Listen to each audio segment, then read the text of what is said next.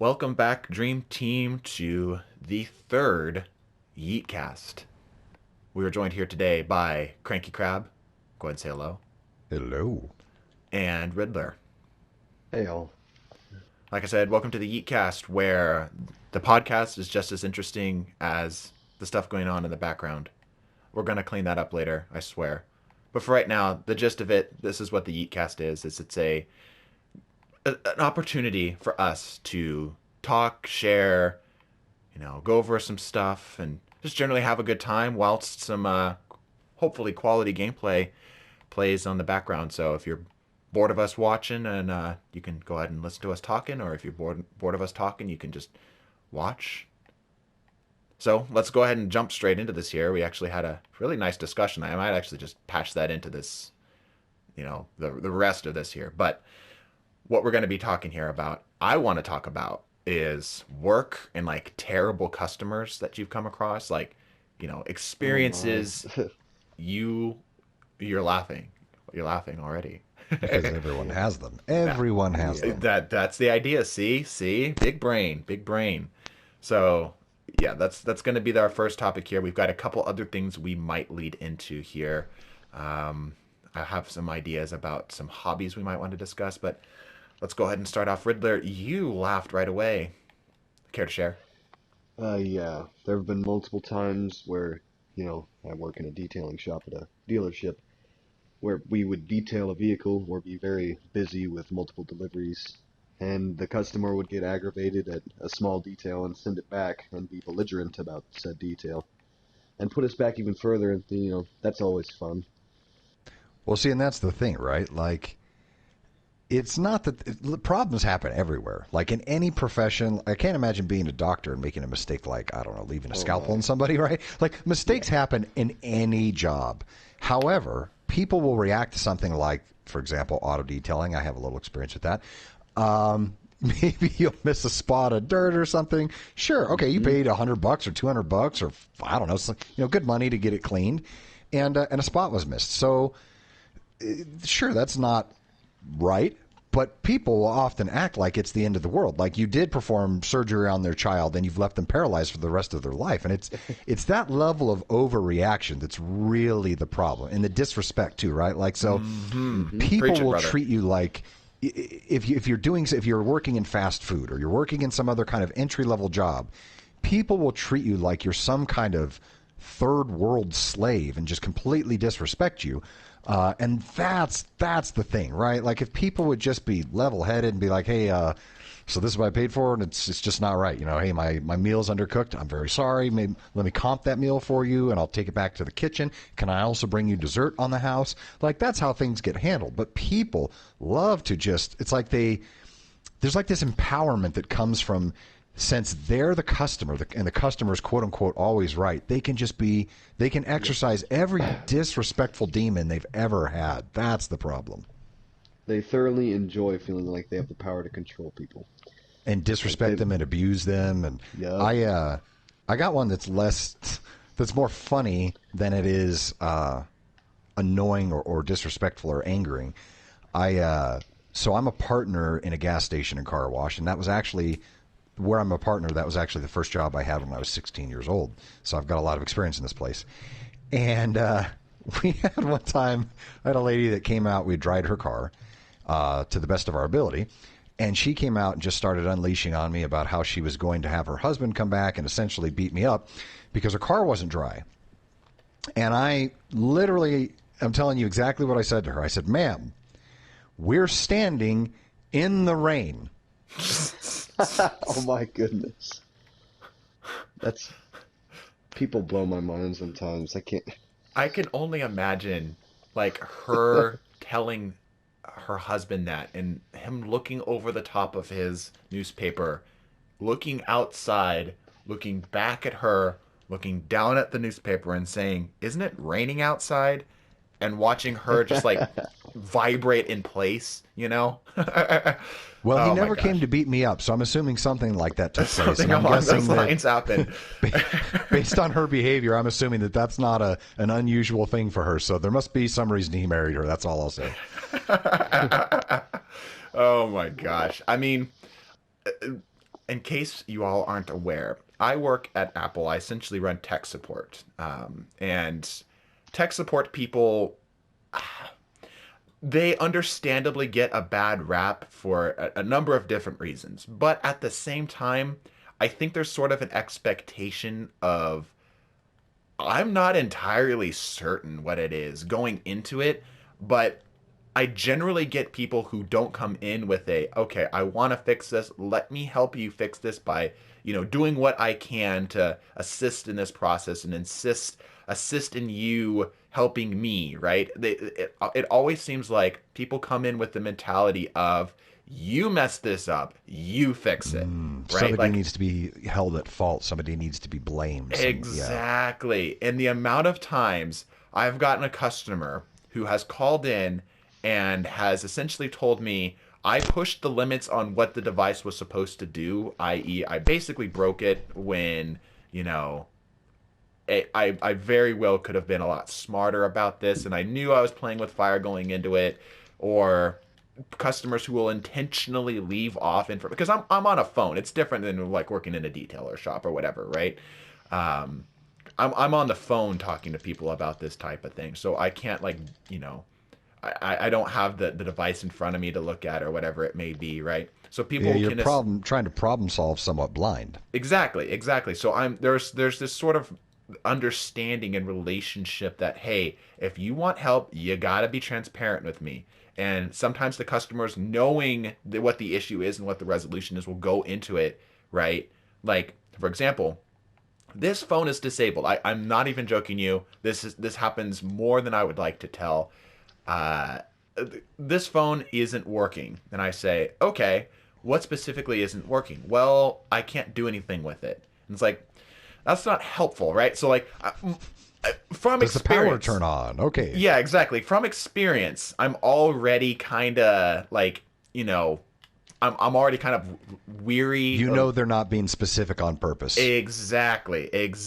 So then I start, like, I've got a list. I've got a list of things that it could possibly be. So I start going down the list, and I essentially just wait for hesitation, right? On the, no, that's not it, right? And the amount of times I get, is the passcode, do we have a passcode lock? Because iPhones particularly have a passcode lock on them, right? Is there a passcode lock on, did we disable the phone? Pause. A long pause. Okay, so my son, and so on and so forth, and he punched this in, and I wasn't looking, and blah, blah, blah, blah, blah. And it's like, why wouldn't you just tell me that to begin with? Why wouldn't you just tell me that that's the issue, rather than saying that, oh, I accidentally locked my phone, or yeah, I was kind of dumb and I forgot my passcode. Like, I don't care. Like, I'm not getting paid enough I'm not judging you over here. You know what I mean? But what you're asking for is a fundamental cultural problem. I mean, and that is, you're asking for people to take responsibility. Exactly. Yeah. That is counter to intuitive. Or, and I'm sure you can get this one too, like, just like what you guys are talking about. And it's, again, especially like, why in customer service related positions, when you're essentially an extension of a company, I'll get customers who will call in that have an issue and will absolutely flame me, will absolutely lose their absolute minds at me in particular, like calling me names and saying, all this other, like, just horrible things. I'm like, dude, do you realize, like, A, I'm trying to help you, right?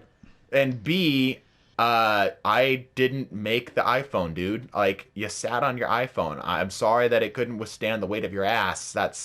I didn't design it. Do you guys have any response to people like that? I've certainly had those people, and well, two things. One, it's very rare that I'm so frustrated that I'm actually going to even so much as be unpleasant with a customer service representative. Mm-hmm. However, like, if I've been given the runaround, for days or weeks at a time, and I'm always talking to somebody new, like, it has to get to that point before I will be like, it's time to use profanity. However, if I'm going to use profanity, I'm very clear up front with the person. I say, listen, I know you and I haven't spoken. You've done nothing wrong, and I'm not in any way, shape, or form upset with you.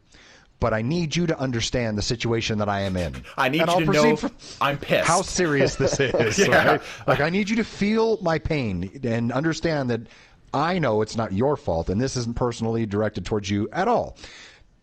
But People don't do that. People just how are you expecting to get someone to want to help you and then again, it's that entitlement, right? It's that people think that there's nothing you can do about it. I'm the customer, and therefore I can't do anything wrong. I am justified in behaving any which way that I deem want. Fit. Yeah. Mm-hmm. And I tell people, I say, listen, my usual response to that is, I'll let you. Sometimes you have to let people get it off their chest, so I will.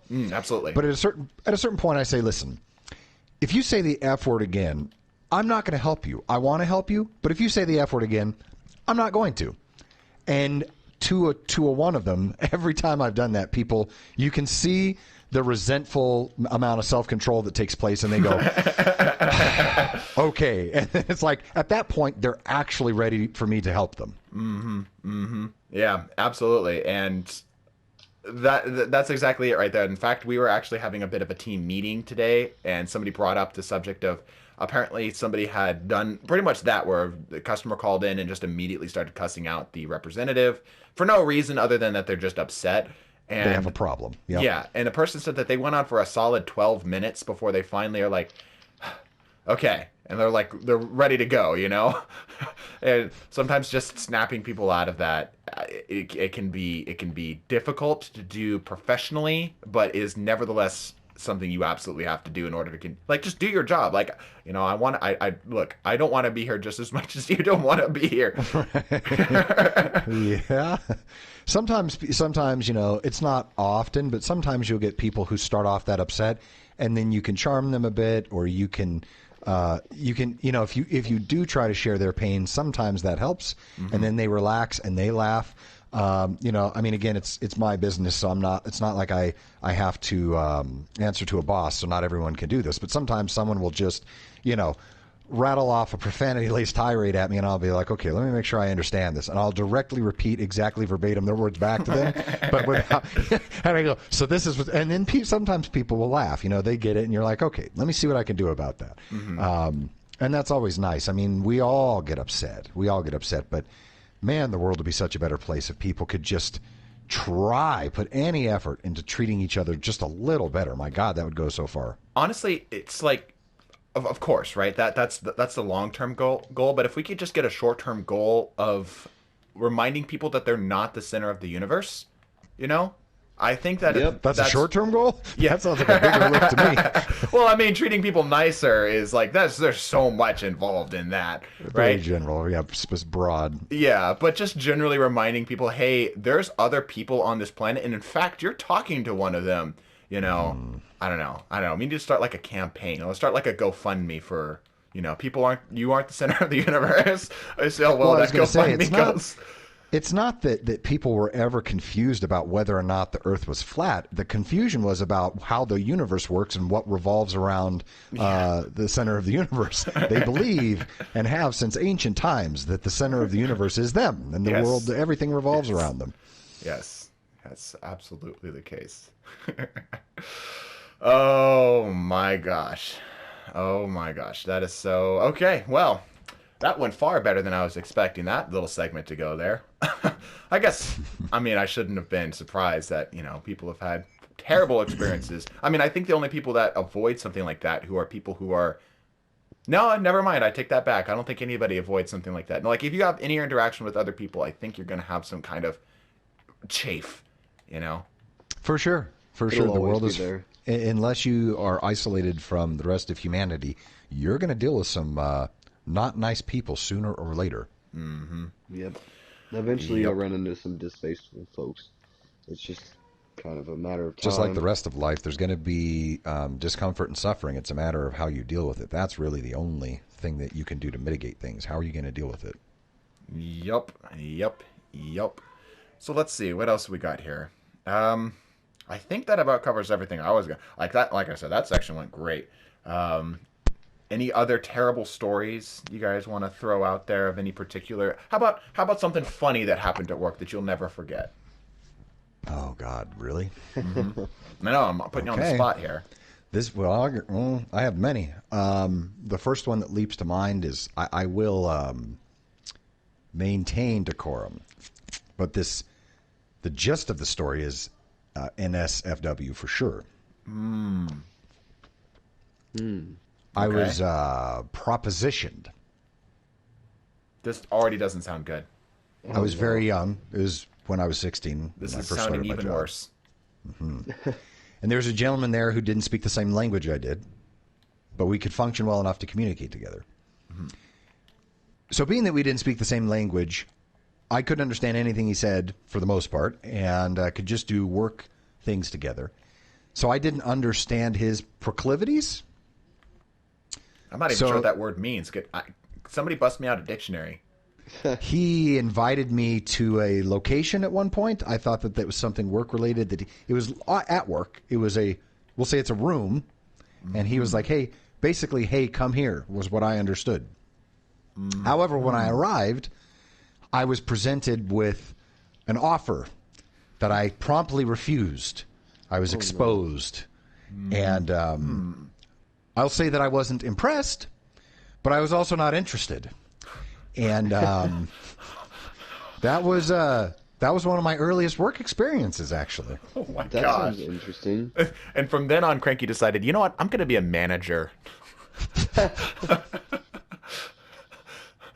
So, Oh my. so when you're saying when he offered to when he asked you to come here, there was a double meaning in that. Well, Oh my. not for me, for him. Yeah, right. Like, come here. No, that's my chest. No, that's Oh my gosh. I'm not okay with that. We're leaving now. It's got to why be do I get so offers like horribly this? awkward too, because how do you like bluntly like because you can't like there's a language barrier from the start, right? So you Yeah. compound that with an awkward situation, and you just have like this concoction of terrible. Well, there's a universal language, right? Like, imagine the scenario in your own mind, and then just imagine this. It's like a Job in the Hutt sort of proposition, no. right? Like, I'm Princess Leia over here, and I'm like, no, that's a no. Please no. My mom told me that that's my special meaning, and don't let anyone touch my special meaning. You need to leave me alone, sir. I'm gonna lose it. My. That was that went so far, so wonderfully far into the bush. I really Okay, don't that need was to a double bring any meaning. kind of stories to the table. I'm gonna stop what I'm gonna say there. Yeah, I caught you. Yeah, so that went so far off track. That's a better way to put it. That went so far off track and went so well. I don't think I could follow that up. I don't think you, there's. Yeah, you I asked. definitely cannot. Yeah, I mean, you win. I mean, like you get. You get the award. You're like applause. Like, can somebody get this man the most awkward conversation / interaction at work award? You It got was a long time ago, so if it had been more recent, I would have been like, "Excuse me, #me too." Oh my gosh. Oh my gosh. Oh jeez. So, I mean, you know the funny thing, I realized this kind of looking back now on the subject of work. I realized I used to work in an antique store, which was actually pretty interesting. Like you wouldn't think that would be actually that interesting, but you know, American pop culture essentially, like that's the history of American pop culture is kind of all in more or less in one place, right?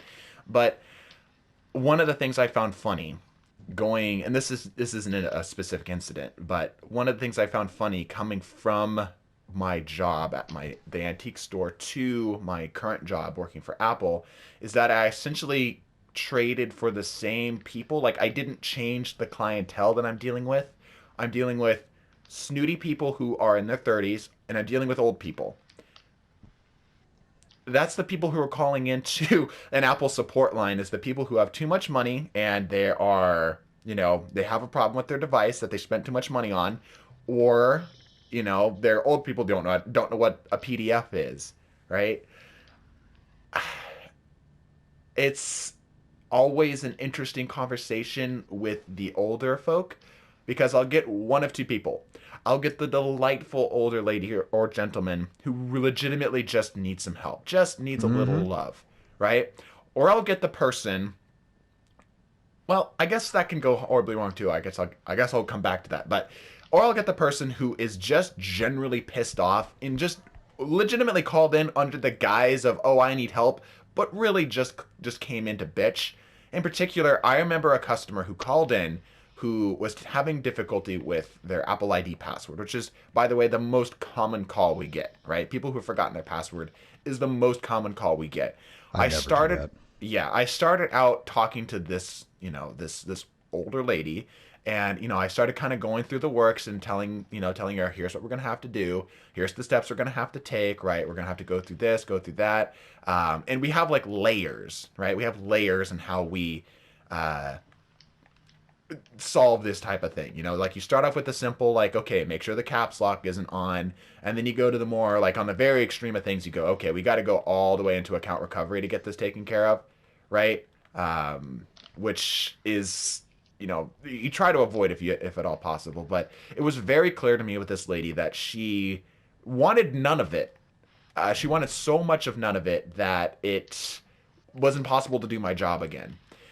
Where essentially she called and she said, I've got a problem with my Apple ID password. I said, okay, that's great. Let's go ahead and troubleshoot, let's start with this, let's start with that, start with this. And she just kept complaining about why, we have to have passwords for this and passwords for that. And I'm trying to be nice, like I'm trying to be like, okay, well, the reason why we have these passwords and so on and so forth. But she just kept complaining about one thing into the next and the next thing, to the point where she basically got done complaining and just told me, okay, bye. Like those were her Fact. words, just okay, Fact. bye. And I'm like, Yes. uh, Okay, bye. okay. And she's There like, are yeah, a great many people who only want to complain. That is actually what they want.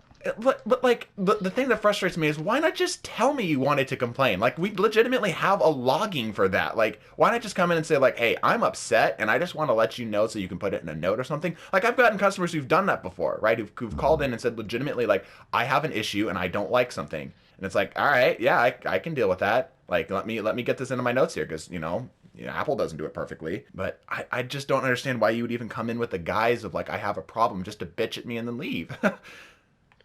It's true. In terms of funny work stories, I'm sure I've told you this at some point, but I had a customer call in. She was a slightly older Hispanic lady who's having an issue with a lost phone. That's another pretty common one we get is a lost device. We have to go into like to find my iPhone, and we've got ways of dealing with it, for the most part, right? And we went through some of the basic stuff like, do you remember where you might have left it? Do you have any recollection of going anywhere? Where do you normally keep it? Right, that type of stuff. Like just the normal like stuff you would ask, like, Wait a minute. Did I understand that correctly? Did you say that people will call you because they misplaced their phone? Yes, abso-freaking-lutely. You didn't What do know they this? think you're going to do? Track it down like with a tracking like Well, actually, I mean, yeah. In case like you didn't know ping that. it? I mean, I know you can ping it within a certain area, but like you can't say, "Hey, it's under the couch cushion." Yes. So that fact is true. But if a customer like legitimately like let's say left their phone at a Mel's Diner or whatever, right? Like insert here, right? They can actually see it on a map. It's pretty cool. In case you didn't know that. I did know that. I guess I just had assumed that people lost it inside their own home. Right, which actually is a call I do get every now and then. I'll get a call where the customer will say, I've lost my device. I know it's in the house somewhere. Can you help me find it? And I'll go like, sure, but I don't Look know at how both much of help. your hands. Yeah. So this lady, anyway, getting back on subject here. This lady calls in and, tells me all this stuff that she's going through, tells me kind of offhandedly that she recently got her daughter a new device, nice new cover, and maybe she left it at the store. And, you're essentially a detective at that point because you're trying to figure out where it might be. Because the customer, as much as we do enjoy our customers, the customers do have a tendency to kind of, not think things through, or maybe they just need an outside opinion, whatever it may be, right? So we get to the point where we're pinging the phone via Find My iPhone, and there's a pause. I say, okay, go ahead and press this button. It's the play sound button. You can also look at it on the map, and there's a pause. And she kind of chuckles under her breath, and she says, I am so sorry. And I said, what? She says, I'm holding the phone. I'm talking to you on the phone. And Hey, I'm like, lady, we're standing in the rain. yeah, it's like, Oh my goodness. you called me. I had to mute myself right there, and just had to take that moment because I'm like, you called me about a lost device that you were literally calling me from the device you supposedly lost. Yeah. How did you manage that? And her her best excuse, because as you can well imagine, she is absolutely embarrassed at this point, was that she had gotten a new case and she didn't recognize the phone from the case, which I suppose is fair, but I mean, like, your phone's gonna look different on the inside, like when you actually open up. Anyway. People don't think. They really don't think. My favorite, and maybe Riddler can relate to this, is when someone is bringing their car in to be cleaned, and they ask you, "Do you need the keys?" Oh my goodness! No, let me That. space Well, shift. They walk away with the keys in their hand, and I'm like, all right, good luck with that. Let me dude. show you this anti-gravity levitation device I have with which to move your car while you're gone. Let me just get the other 3 porters back there, and we'll push your car while it's in park. That's what we're gonna do. You say that in jest, but I would not be surprised.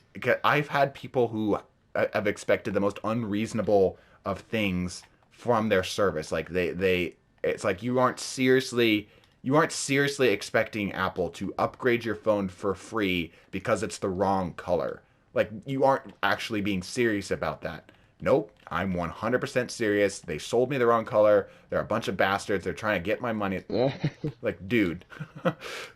Well, and you underestimate how many professional hustlers there are in the world. There are people who darn well know that they're trying to pull a fast one over on you or on your company or whatever, and they've just had success with it in the past. So they try it everywhere they go. And if they try it 1,000 places and 2 cave, they're up. Fair. That's a very good point. I didn't even consider that. Well, everybody's had those experiences if you've ever worked a job or knows anyone who has. So that's pretty much all of us. And so we appreciate you listening to the 3rd episode. And we like to play Destiny, but we're also real people with friends and family and lives. So sometimes it's fun just to share that with each other too. So thanks for listening. We'll catch you on the next one.